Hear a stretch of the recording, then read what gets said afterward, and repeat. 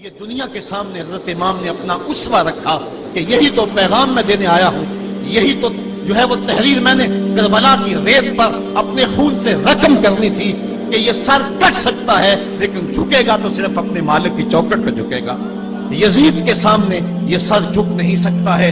تو حضرت امام حمام رضی اللہ تعالیٰ عنہ نے کربلا کے تپتے ہوئے ریگزار میں جب 72-73 لاشیں خیموں کے سامنے پڑے تھے اور اتنے زخم کلیجے پہ تھے، راوی کہتا ہے کہ جب آپ کی قمیض اتاری گئی تو 113 سوراخ اس میں تیروں کے تھے، 33 زخم نیزوں کے تھے، 34 گھاؤ تلواروں کے تھے، اتنے زخم جسم کے اندر اور جسم چور ہے زخموں سے۔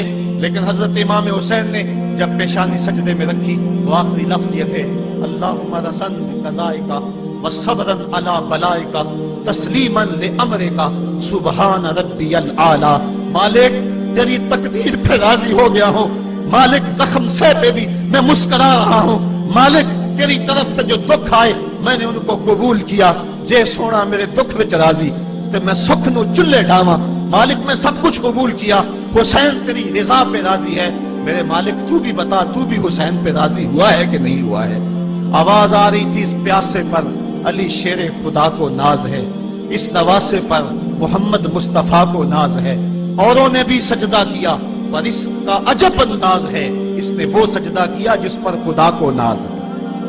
اے حسین ابن علی تم پر سلام، نازش آل نبی تم پر سلام۔ آج لہجہ بھی دم توڑ رہا ہے اور سورج بھی درد غروب سے زرد ہو رہا ہے، وقت کے دامن میں گنجائش نہیں کہ میں اس مضمون کو چھیڑوں، آؤ ہم سلام کرتے ہیں۔ یہ سورج سامنے چمک رہا ہے، میں یہاں بیٹھا سوچ رہا تھا کہ ہم نے تو نہیں دیکھا، اے سورج دوپہر کا وہ منظر تم نے تو دیکھا تھا جب کربلا میں حسین کا سر کٹا تھا، جب گھر لٹا تھا، جب خیموں کو آگ لگی تھی، جب سکینہ رو رہی تھی اور جب گھوڑا خالی پلٹا تھا اور سکینہ پوچھتی تھی گھوڑے تو خالی آ گیا ہے، حسین کہاں چھوڑایا ہے۔ آج یہ سورج یہ چمک چمک کے وہ ہمیں کہانی سنا رہا ہے اور ہمیں پیغام دے رہا ہے کہ نبی کے نام پہ حسین نے تو سر کٹا دیا۔ آج تم کہتے ہو دین پہ چلنا بڑا مشکل ہے، تم شور ڈال رہے ہو، جن کے لیے مسجدوں میں قالین بچھے ہوئے ہیں، گرم پانی دستیاب ہے اور ان کے لیے مسجدوں میں آسائشیں موجود ہیں، اور پھر بھی وہ کہتے ہیں دین پہ چلنا بڑا مشکل ہے۔ ذرا دیکھو حسین ابن علی کو سجدے میں سر رکھ کے، پیشانی رب کے حضور رکھ کے حسین ابن علی کہہ رہے ہیں مالک میں سر کٹا کے بھی تیرے حضور حاضر ہوں اور تجھ پہ راضی ہوں، تو بھی بتا کہ تو بھی حسین پہ راضی ہے یا نہیں ہے۔ اے حسین ابن علی تم پر سلام، نازش آل نبی تم پر سلام، تم پہ لاکھوں رحمتیں لاکھوں سلام۔ اے شہیدان محبت کے امام، لالا گوں لالا بدن لالا چمن، اے چمن اندر چمن اندر چمن، زندگی ہی زندگی تیری حیات، اے حیات اندر حیات، افتخار ملت بیضا ہے تو، رب کعبہ کی قسم یکتا ہے تو، فخر کا دل میں دریچہ باز کرنا چاہیے، جن کا تو آقا ہے ان کو ناز کرنا چاہیے۔ آج ہم ناز کرتے ہیں حسین ابن علی پہ، ہم آ حسین والے نہیں ہیں، ہم واہ حسین والے ہیں۔ واہ حسین تیری عظمت کو سلام، اتنے زخم کلیجے پہ ہو تو کھڑا نہیں ہوا جاتا، لیکن جبر کے خلاف کتنی قوت سے کھڑا ہے۔ حسین ابن علی نے اپنا نمونہ لوگوں کے سامنے رکھنا تھا۔ اقبال کہتا ہے سرخ رو عشق غیور از خون او، شوخی مصرع از مضمون او۔ یزید مٹ گیا، یزید کا نام مٹ گیا، اس کا تشخص مٹ گیا، حسین کل بھی زندہ تھا، حسین آج بھی زندہ ہے۔ مرتا تو وہ ہے جس کی فکر مر جائے، مرتا تو وہ ہے جس کا نصب العین مر جائے، مرتا تو وہ ہے جس کا مشن ختم ہو جائے۔ حسین کا نصب العین زندہ، حسین کی فکر زندہ، حسین کا مشن زندہ، حسین زندہ، حسین کا نانا بھی زندہ۔ آج بھی ہزاروں کروڑوں اربوں انسان حسین کا نام لے کے جی رہے ہیں۔ میں کہتا ہوں اگر کوئی یزید کا نام بھی لیتا ہے تو وہ سر جھکا کے دیتا ہے۔ کیسا تمہارا لیڈر ہے جس کا نام لیتے ہوئے بھی تمہیں شرم آتی ہے؟ نام لینے سے پہلے سر جھکاتے ہو، نام لیتے ہوئے پسینہ پسینہ ہوتے ہو، نام لینے کے بعد منہ چھپا لیتے ہو۔ تمہیں اپنے قائد اور اپنے لیڈر کا نام لیتے بھی شرم آتی ہے، اور جب ہمارے لبوں پہ نام حسین آتا ہے ہمارا قد اونچا ہو جاتا ہے، ہمارا سر فخر سے بلند ہو جاتا ہے۔ فخر کا دل میں دریچہ باز کرنا چاہیے، جن کا تو آقا ہے ان کو ناز کرنا چاہیے۔ تو حسین ابن علی نے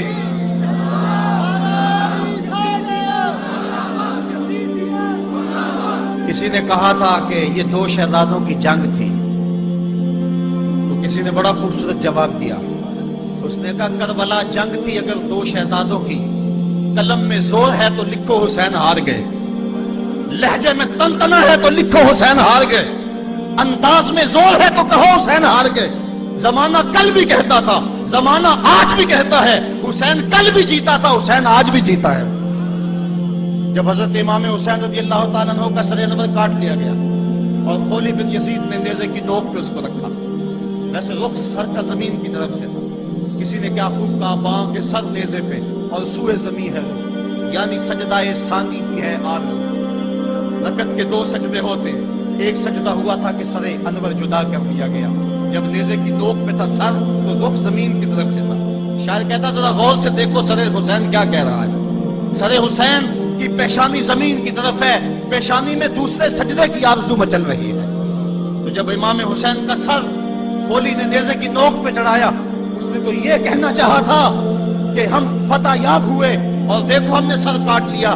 کسی نے کہا ذرا غور سے دیکھو، یہ تو سر کٹ کے بھی سر بلند ہے، یہ سر کٹ گیا پھر بھی سر بلندی نہیں گئی ہے، اس کا بانکپن پھر بھی نہیں گیا ہے. حسین کا سر کل بھی اونچا تھا، حسین کا سر آج بھی اونچا ہے. اس کا نام زندہ، اس کا پیغام زندہ، اس کی فکر زندہ.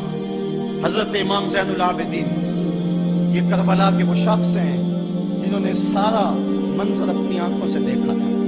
اتنے دکھ کسی کو نہیں پہنچے جتنے زینب اور زین العابدین کو پہنچے ہیں. سب منظر کھلی آنکھوں سے دیکھا.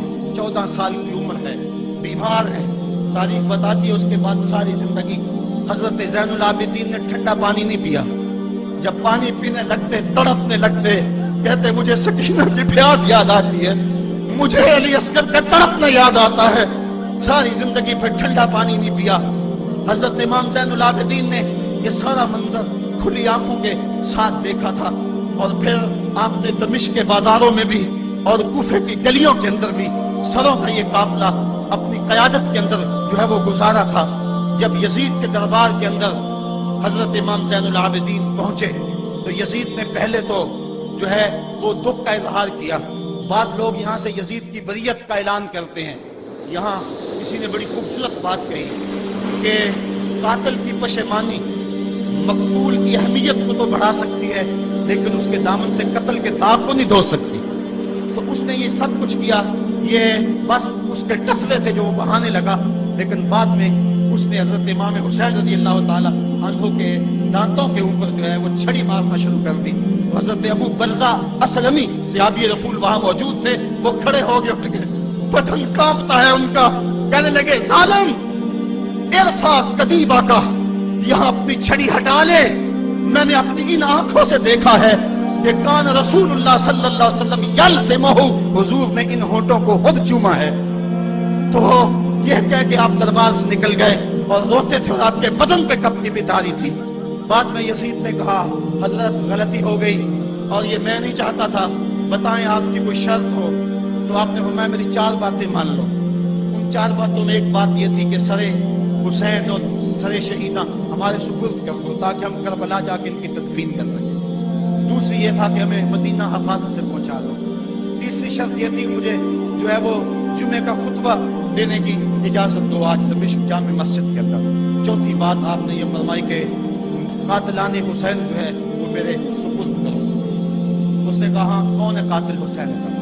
لوگوں نے کہا خولی ہے.